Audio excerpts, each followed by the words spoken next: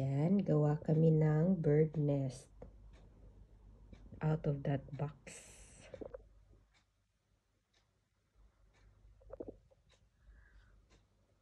Perfect.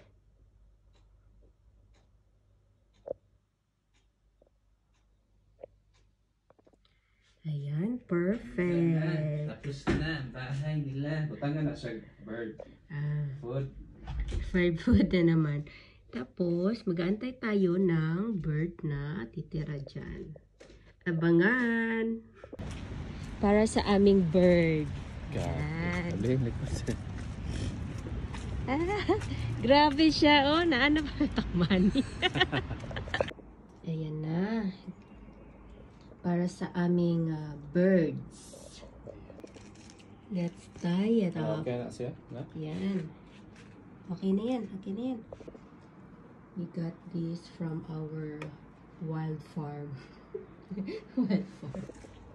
Yan. Sabit na natin. Yan. Sa gilid. Kasi pag sa taas, baka mahulog. Tumubo ng aming coriander. Yan. And this is our spinach.